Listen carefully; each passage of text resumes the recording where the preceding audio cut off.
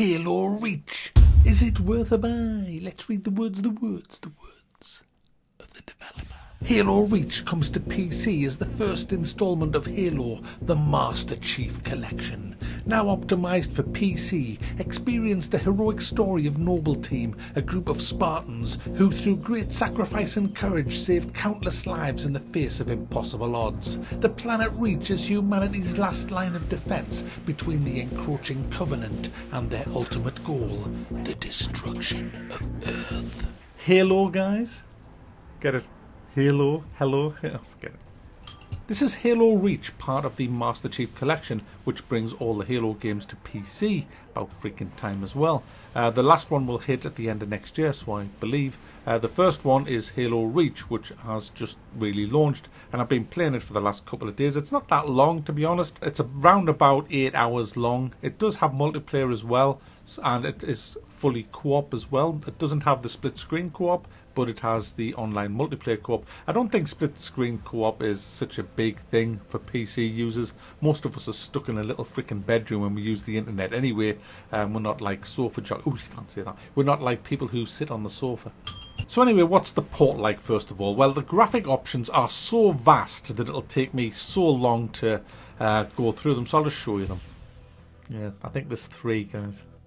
Max, stop ringing the bell. Yeah, there's not much in the graphical options, guys. You have 60 frames limiter or unlimited frames, which is a bit unstable, so I've heard. I've kept it at 60 because, unlike a lot of people, I can play a game at 60 frames a second without actually noticing anything wrong with it.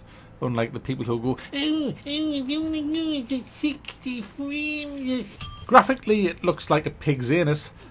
Which is what you would expect from a game that was made a long time ago. Even though this is kind of a PC rehash, there's enhanced mode and normal mode, but it just looks shite, to be honest, compared to modern day graphics. But I expected that. I mean, I'm not too fussed. All I want to know when I'm playing this is, does it run okay? Does it sound okay? Is it got a good story? What's the AI like? And how's the gunplay? Everything else I don't give a flying sausage about. So let's get into them. It doesn't look that good. So what's the sound like? Shit. The sound port is broken. Hopefully a patch will come out, but if you turn the music off, you lose half the sound effects. The gun sounds aren't great either. They sound broken. The sounds are wrong in this game. It's just not right at all. I mean, it just isn't. So get that fixed, bungee jumpers. I'm recording at the minute. Yeah. Okay. Bye. The story, well, you kind of get into it. It was done at a time when stories were pretty good in games. I think they've kind of run out of stories nowadays in games, but I'm enjoying Halo Reach. The story is pretty decent, to be honest with you. It's all about saving civilians. A lot of the time you're just going into the bases to set up defences, deactivate shields, deactivate anti-aircraft guns, and ultimately save the lives of as many civilians as you possibly can. Now that takes place over many different scenarios. There's sometimes they're at night time, sometimes it's out in the open, sometimes you're on a spaceship, sometimes you're in a little fighter, sometimes you're in a base, a lot of the times you're in bases, and the whole thing is playable right through in co-op. The AI, it's quite interesting, the AI, because at first you think it's shit, but as you get further into the game, it can get quite challenging. Some of the AI is absolutely brutal. Some of it will just one-shot you. Some of them, if you're not careful with your positioning and your maneuverability, they will literally one-shot you.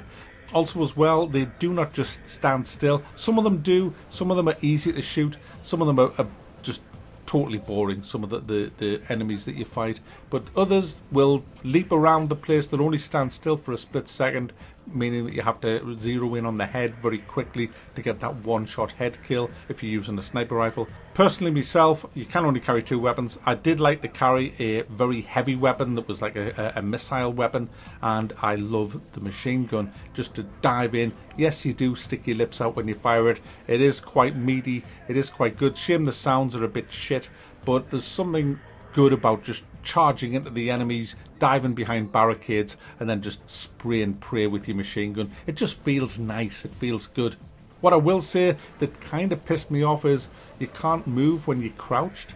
You can only crouch when you're stationary, which was shit. I mean, you'll be running along and you're so used to it in games, just hitting crouch as you come into the point where you're going to stop, and then nothing happens. And so you end up behind the barricade standing up like a complete prick. It's like, shit, crouch, you prick.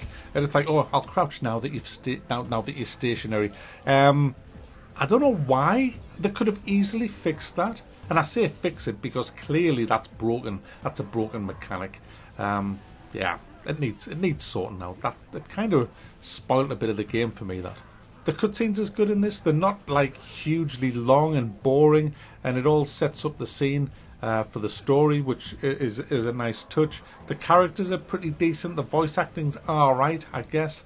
But generally speaking, when you look at what this game offers the player, considering you've got multiplayer, which I'll come to in a second, you've got co-op, and you've got the full campaigns, which it isn't a hugely long campaign, but for £29, this is just the first game. You're going to get all of the Halo games. I have to say the Master Chief Collection is definitely worth a buy. Halo Reach, it's not the best Halo, I would say. I mean, I hope it's not the best Halo. Well, it isn't. Halo ODST is better than this. I actually know that because I've played them both now. And in my opinion, obviously reviews are just opinions. Don't lose your head, you know. They're just opinions. In my opinion, this isn't the best Halo game at all. But it is a fun game, and I have enjoyed it. First hour or two, I was pretty bored, but it got better, harder. You got more weapons, better enemies coming at you. It became pretty much a fight for your life at times, and I did enjoy it. I didn't enjoy multiplayer though, and I'll tell you why. And I only played it for a very short time because pretty much straight away I could tell that people were using auto aim on controllers, and that's a shame because auto aim on a controller is fine if you're playing other people with a controller with auto aim, but when you're playing somebody with a mouse and a keyboard, I mean, having auto aim is just totally unfair because nobody, well, very, very, very few people, maybe it's one in a few 100,000 people, are capable of insta-headshotting people with a mouse and keyboard. Yet with a controller, as long as you're aiming in the general direction, you just pull on the aim and the game will auto aim straight at the enemy player. So they can do that through trees, they can track you through all kinds of things, the tall grass and that, and it gives an unfair advantage, which is a bit of a shame. Luckily, I'm not that interested in the multiplayer in this anyway. I'm more interested in the single player and the co-op. So I'm going to thumb this up because it's way better than I thought it was going to be. I was expecting it to be a bug-riddled, badly running pile of shit, and instead I got a really fun, enjoyable experience. And it cost me £29. Of course it did. But I've got all the other Halo games coming, and they're all released after this one. So technically, they should all be better. So I'm looking forward to that. Bring on the next one, please, Bungie. Cause treasures.